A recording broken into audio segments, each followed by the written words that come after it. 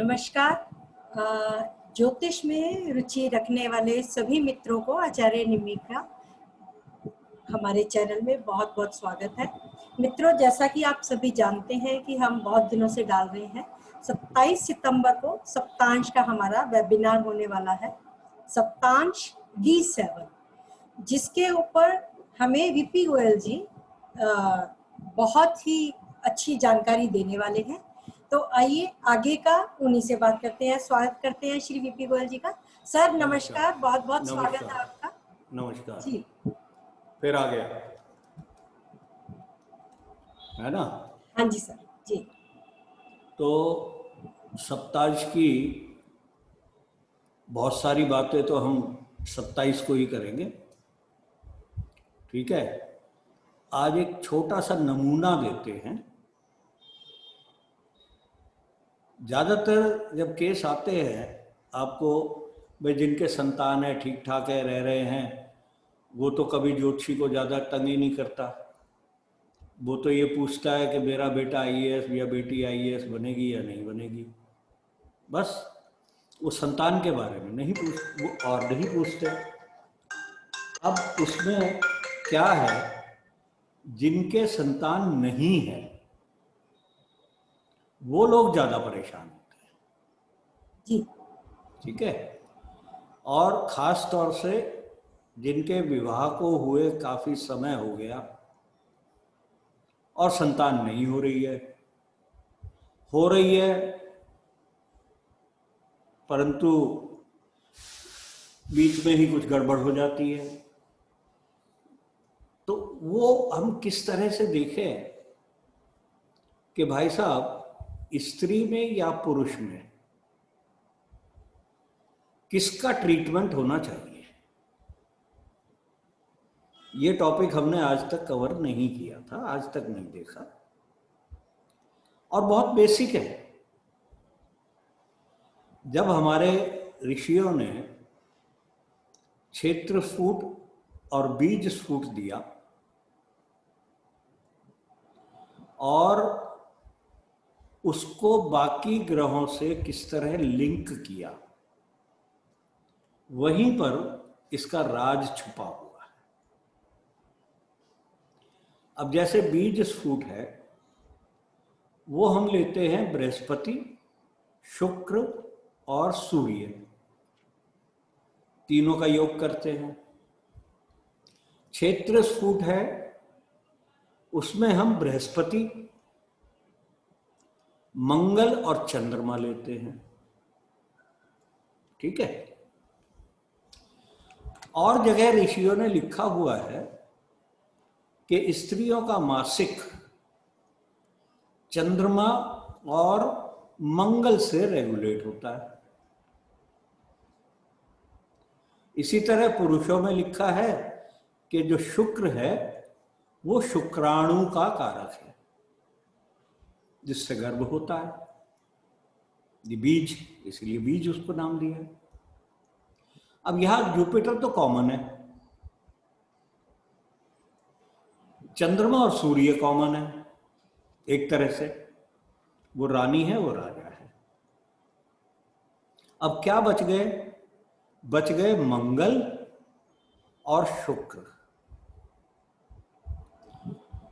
अब आपने बहुत जगह ये भी पढ़ा होगा, इवन ज्योतिष अलंकार में ही पढ़ लिया होगा या आचार्य अलंकार में, कि जब बीज स्फुट विषम राशि में होता है और पीड़ित ना हो तो वो संतान उत्पत्ति उसकी हो सकती है। इसी तरह से क्षेत्र स्फुट को लिखा है कि वो सम राशि में हो और पीड़ित ना हो। अब यह इसमें ऋषि मुनि क्या कहना चाह रहे थे? उनका पूरा ध्यान इस बीज स्फुट या क्षेत्र स्फुट पे नहीं था, उनका ध्यान था मंगल और शुक्र पर, कि उनको देखो भाई साहब, शुक्राणु कब तेज अच्छे होंगे? जब शुक्र अच्छा होगा। एग प्रोड्यूस करना वो मंगल है। ठीक है, बाकी तो जोड़ दिए क्योंकि बृहस्पति कारक है संतान का। तो अगर आप सिर्फ ये फोकस कर लें कि क्या स्त्री में गर्भ धारण करने की क्षमता है और पुरुष में गर्भ धारण कराने की क्षमता है, दोनों में, तो संतान होगी। अब इसमें जिसमें भी प्रॉब्लम है उसका इलाज करा लो भाई। ठीक है, छोटा सा सूत्र है कि स्त्रियों की कुंडली में मंगल को जन्म कुंडली, नवांश और सप्तांश में निगाह मार लो, और पुरुष की कुंडली में शुक्र को D1, D9 और D7 में देख लो। मंगल समराशि में हो, पीड़ित ना हो, और शुक्र विषम राशि में हो, पीड़ित ना हो। इसके उल्टा है तो भैया उसमें कुछ कमजोरी है। कितना आसान है। जी बिल्कुल सर, बहुत ही इजी लग रहा है जिस हिसाब से आप बता रहे हैं। और हम जो टक्कर मारते रहते थे बीज फूट और क्षेत्र सूट पे,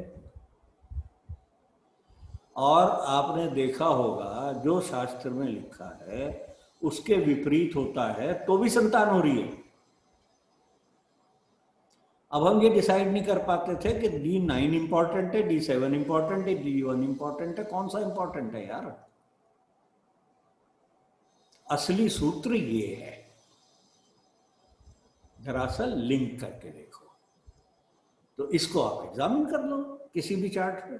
बहुत सुंदर सर, हम अभी एक चार्ट लगाते हैं। मेरे पास एक कपल चार्ट है, ये मेल चार्ट है सर। सॉरी, मैं इसको शेयर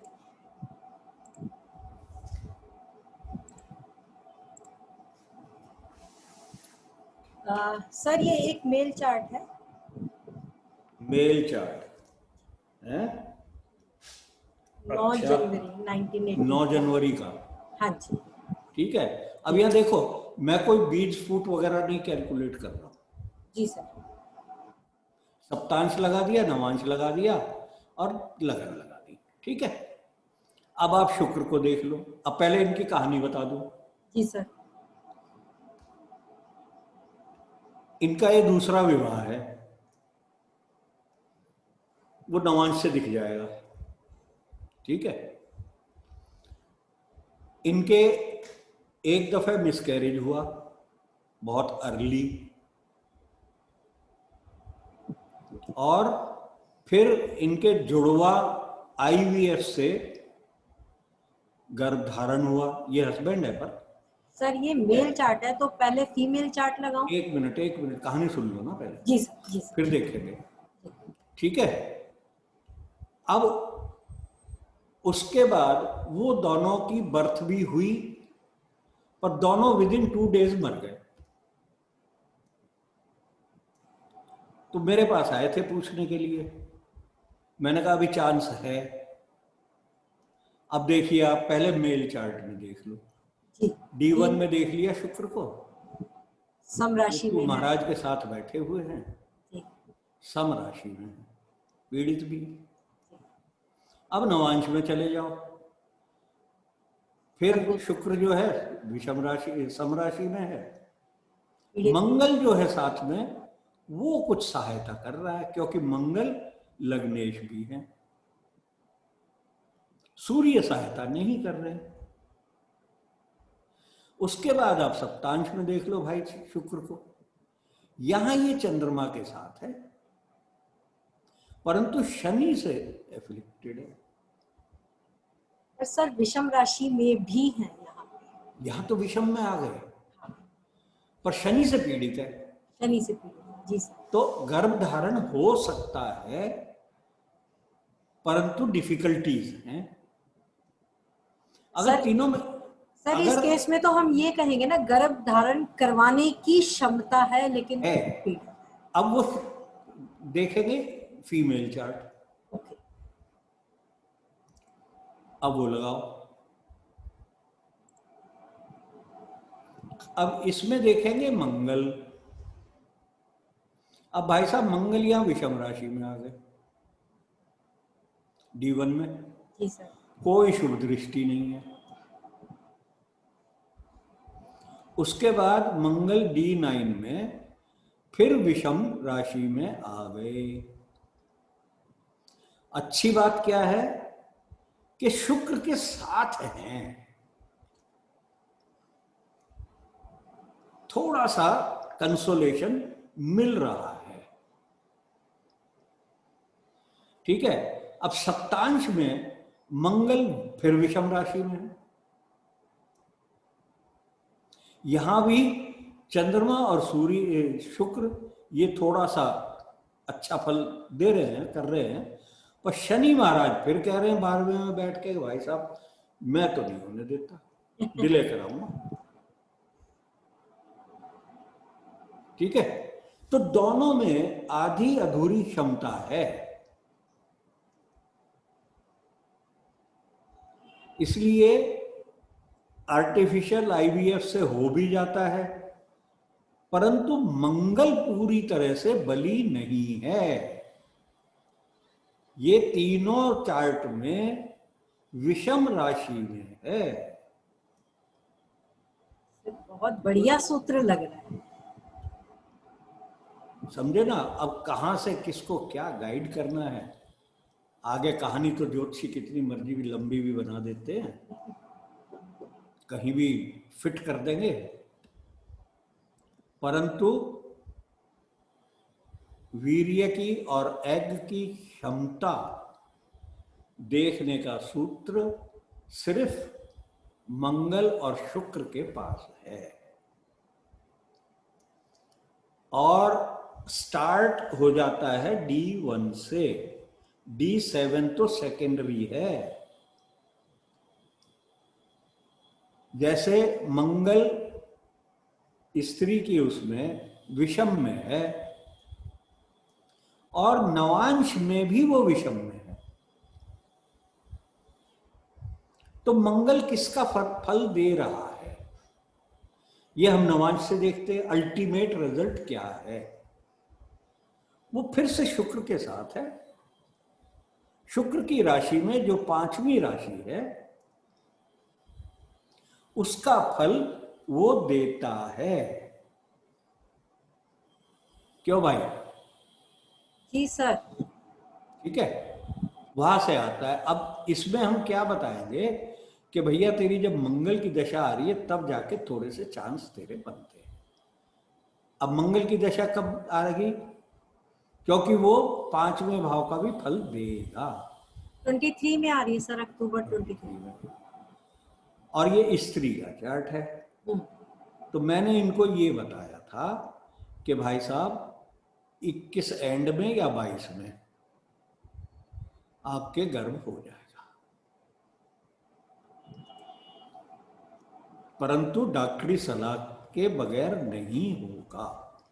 अब इसके बारे में और जानकारी हम 27 को देंगे, जी सर। क्योंकि इसको मैं और आगे नहीं बढ़ा रहा। जी सर, जी सर। ठीक है भैया, तो आज के लिए तो ये सूत्र काफी है मेरे ख्याल में। बहुत बढ़िया, बहुत सुंदर। और सर इसके अलावा भी बहुत सारी चीजें हैं, हम लग्जरी भी कैसे देखते हैं और बहुत सी चीजें सर हमें 27 सितंबर को हमारे साथ होंगे और आप अपनी क्वेरी भी बताइएगा, तो सर कोशिश करेंगे हम कि उनको सॉल्व कर सके। 27 सितंबर और सुबह 10:30 बजे से 12:30 बजे तक का समय है। आप रजिस्ट्रेशन एक दिन पहले समय से करा लें ताकि सेम डे हमें प्रॉब्लम ना हो। उस समय क्लास चल रही होती है, क्लास भी डिस्टर्ब होती है और आप भी प्रॉपरली पूरी तरीके से उससे एंजॉय नहीं कर पाते क्लास को। जी अब बहुत। ये ऐसे बैठे बैठे नए नए पढ़ाते हुए आ जाते हैं मेरे को ये, सर आप तो सरल ज्योतिष में जो लिख रहे हैं वो सरल ज्योतिष आपका निकल के बहुत कुछ दे रहा है, तो बहुत इंतजार है सबको आपकी किताब का। मैं सरल उसमें तो ज्योतिष मैं का। बेसिक दे रहा हूँ, ओके। डिविजनल चार्ट नहीं दे रहा हूँ, बेसिक रूल जिसमें हम लोग कंफ्यूज होते हैं, जी उन्हीं को देख लो, आपको आधी आधी प्रिडिक्शन आ जाएगी भाई साहब। जी सर, बहुत बढ़िया। चलो ठीक है जी। ठीक है सर। ओके तो ओके। मिलते हैं 27 थैंक नवंबर यू। ओके, सितंबर को। जरूर ओके जरूर। Sir, thank you okay, sir, thank you thank you, so much, thank you thank so you. Much. चलो।